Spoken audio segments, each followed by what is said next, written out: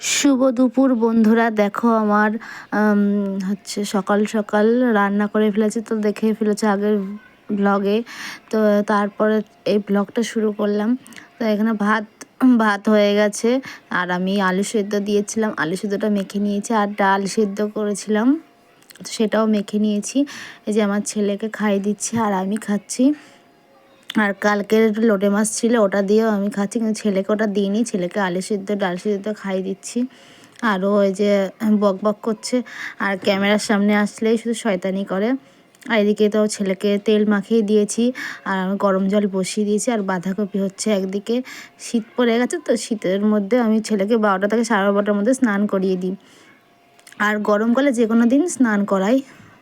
তারপর দেখো এই যে স্নান করানো কমপ্লিট হয়ে গেছে, আর এই যে পুরো একদম মানে জামা প্যান্ট পরিয়ে দিয়েছি, আর এদিকে একটু সাজিয়ে দিচ্ছি।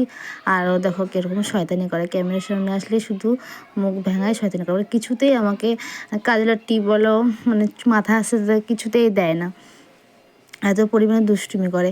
তারপরে তো এখন স্নান টান করার পরে অনেক কাজকর্ম বাকি আছে। এদিকে আমার রান্নাও হয়ে গেছে, রান্নাও করছি, আর ওদিকে ওকে রেডি করছি, খাইয়ে দিই। তো স্নান টান করবো, এখন তো অনেক কাজকর্ম আছে। বসো বসো বসো, কি করবা এখন? এদিকে আসো, এখন স্নান হয়ে গেছে, কি করবা? কি স্নান হয়ে গেছে, কি করবা এখন? ঘুমাবো।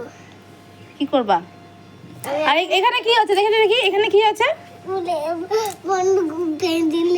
কি অবস্থা, দেখে দেখি দেখে দেখি কি অবস্থা ওর বন্ধু, দেখে দেখি ওর বন্ধু আজকে স্কুলে কি দিয়ে খোঁচা দিয়েছে?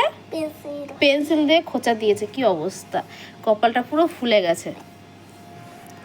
দেখো তারপর হচ্ছে আমার এদিকে রান্না বান্না হয়ে গেছে, পেঁয়াজ দিয়ে ডাল করেছি, আলু সেদ্ধ করেছি, আর সিম দিয়ে আলু দিয়ে বাঁধাকপি করেছি।